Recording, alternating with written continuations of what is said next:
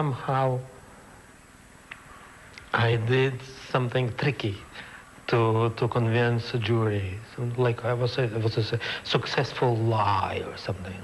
Yeah, I had that impression that I cheated.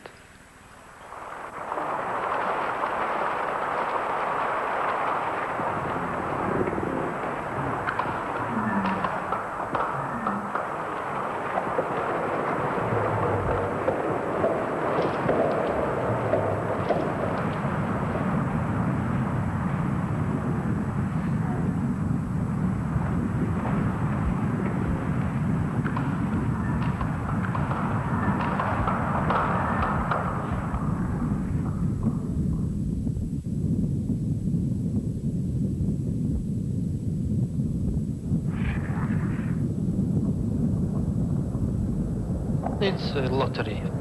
There are sitting 12 old men with cultural backgrounds, such a differentiation. One is from Ukraine. His ideal is aesthetics of Ukraine of 1950, and the other one spent whole life in Paris. So there should be a difference. Philip Hirschhorn.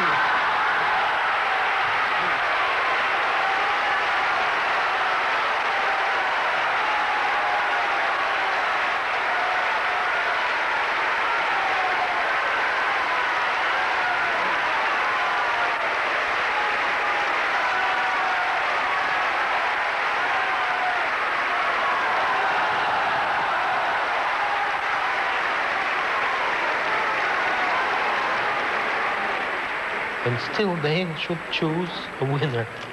That's a lottery. It depends what they were eating in the morning and to what extent they were constipated. 12 old men.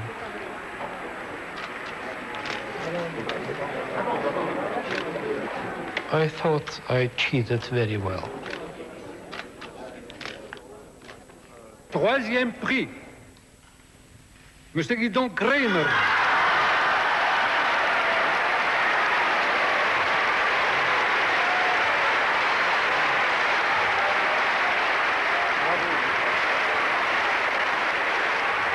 In 1967, I envied Philip because I was striving for victory and I didn't get it. Even everyone around me thought to get the third prize.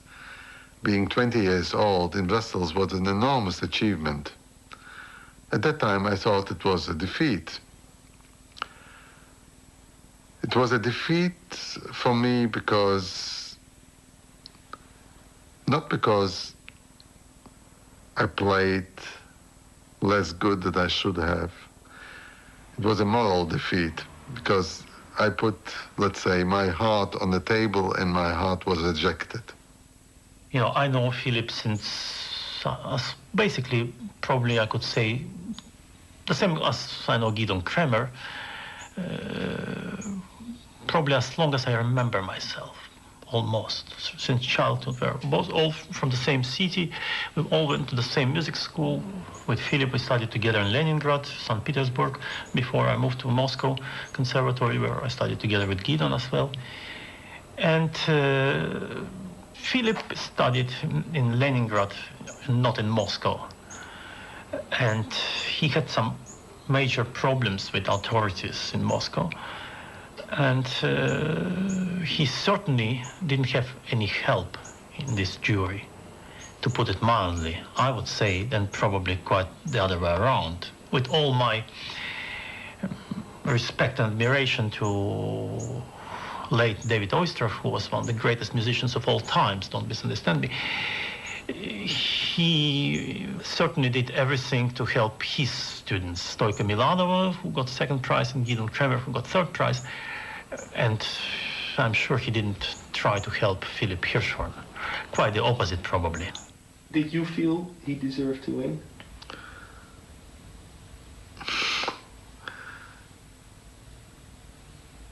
When? Then.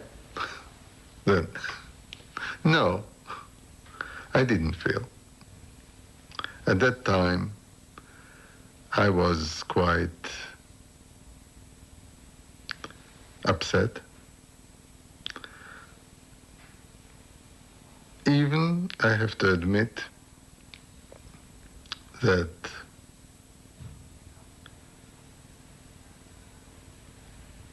I was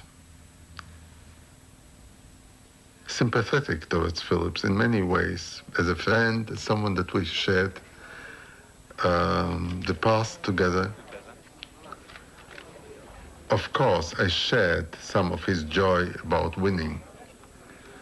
And it's also undeniable that I appreciated many things which he was able to do in his playing, in his appearance. But at the same time, I wouldn't say I envied to do the same, because already at that time, I looked at the possibilities of being an artist in some other ways. Fighting for my own identity, I had to object many things that Philip represented. Philip was always number one, shining star, and Gideon was, as wonderful as he always was, he was a little bit in the shadow of Hirschman, probably one could say so. And the culmination of this was, of course, 1967 and Queen Elizabeth competition here in Brussels. However, then, you see, Gideon has this talent of being able to focus all his qualities, put them together and focus very well. And he won third prize in Queen Elizabeth in 67. He won second prize in Montreal after Spivakov in 68, if I'm not wrong with my facts. He won first prize in Paganini competition in 1969. And after this, he had enough guts to participate in Tchaikovsky competition in 1970, where the same Spivakov was playing and many other great violinists. And many people thought that it was suicidal, it was a mistake. After 3-2-1, he shouldn't, after first prize, do this. He did it anyway because he knew his qualities, he had very good chance, and he succeeded. He got first prize in Tchaikovsky, which was 3-2-1-1, you know, like boxing combination, knockout. And it doesn't mean that it was very easy for him immediately after. He had his own problems, and for years he could play in the West, and it took still quite a while for him to become famous in the West. But still, he was always going up and up and up.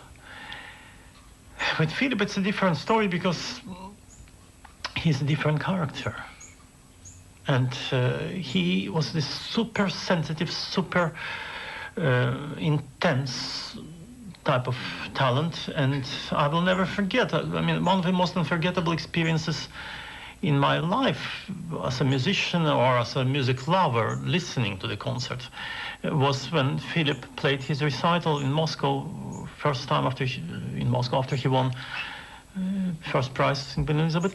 And when he came to play an encore, I didn't know what he was going to play. But when he took his violin and the bow, before he touched the string, I actually heard in the air, I knew what was coming because nothing else could possibly come. And he played this La Plus que Lente, piece by Debussy, an arrangement of Heifetz, I believe. He had this hypnotic power, which very difficult to explain in words anyway.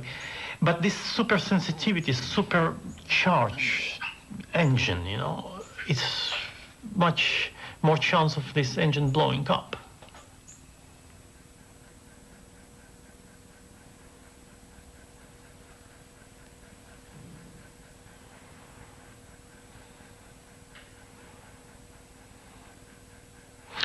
So, when you are sort of on a level, you see things, you see how they are related, you feel things, you feel how those things are related.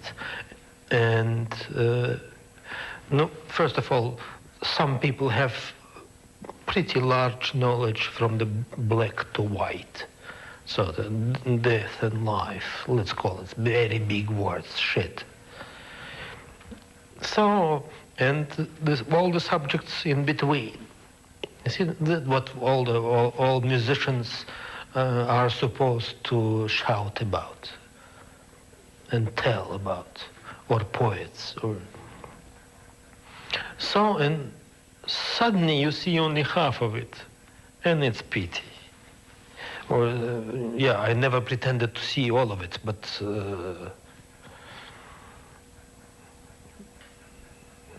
one forgets a lot.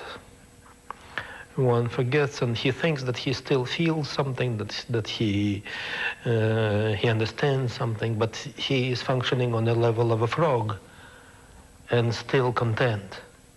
You see what I mean? So, and then it means that you are not alert anymore of a danger. So, and then what helped me back is the illness.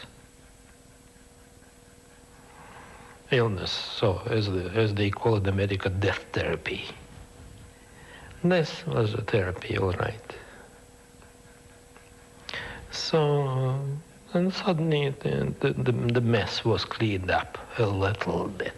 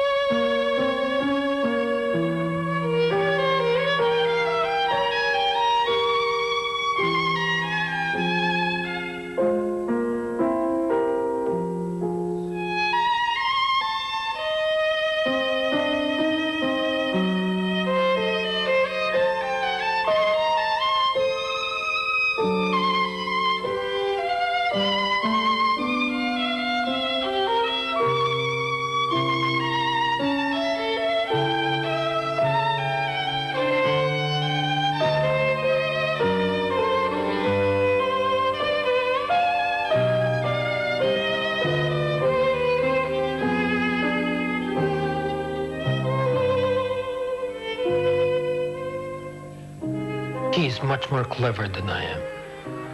Really. He's very analytical mind, very clear. He's a great diplomat, and he knows what he wants. So such a people deserve what they want. And he probably wanted what he is getting. So now, do you know what the ingredients are for a successful career? You get leading into dangerous area, danger area.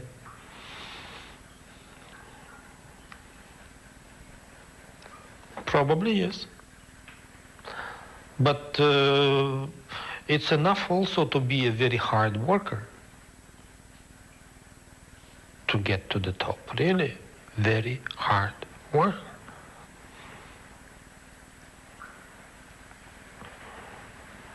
What else?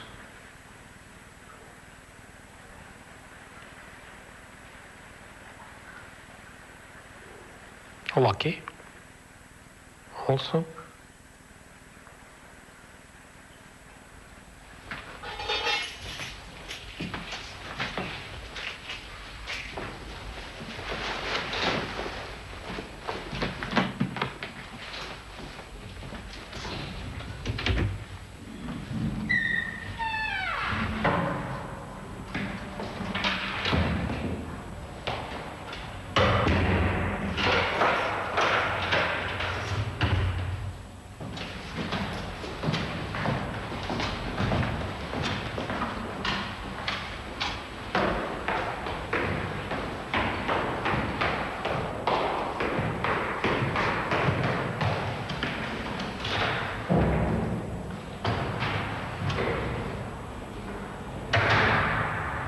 vais voir maintenant une personne très importante, un très grand manager américain qui travaille dans Columbia Artist Management. Il est vice-président de Columbia Artist Management à New York.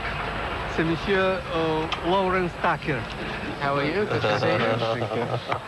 Good to see you. Children? Good? Yeah. And your wife? Thank you. My wife works now in conservatory. Okay. I just was on the phone with Kay Meisky. She said to say hello. C'est parfait.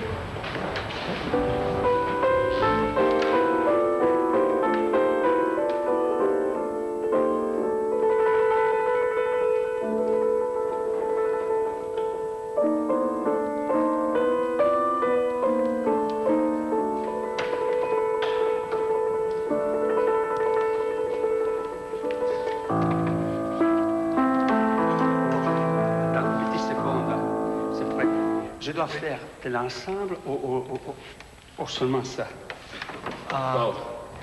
Oui, comme cadrage. I want, no, say, Oui, some like this, Oui. some like this, comme ça. some back there. Here's not enough Light. light. Okay, then some from here. Yes, some from up there.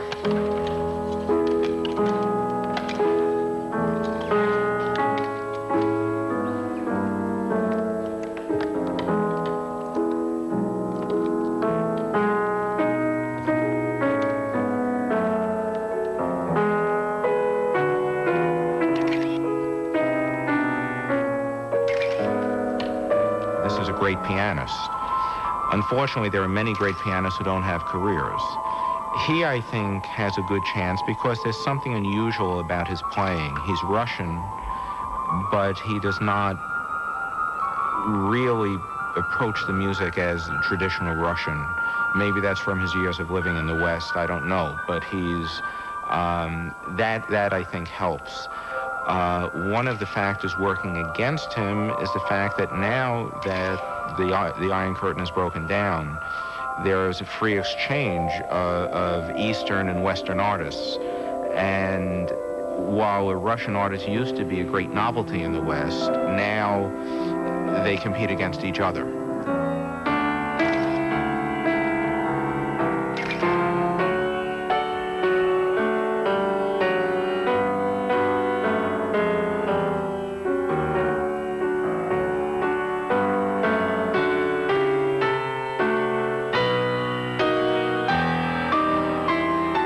I like to say you need some positive arrogance. You need to be strong. You need to not necessarily sell yourself, but have a certain, the word swagger comes to mind as you walk, a certain confidence that everybody feels. And Evgeny, I think, could use more of that.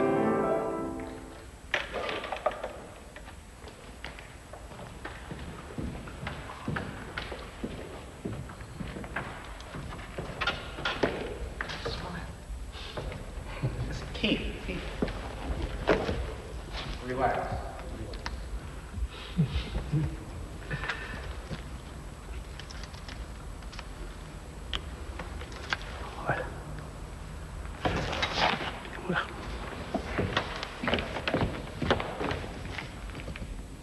Good. OK? But character. Il faut diriger. Fine. Oui. Character. Smile. Come on, laugh. Ha ha ha ha ha. There.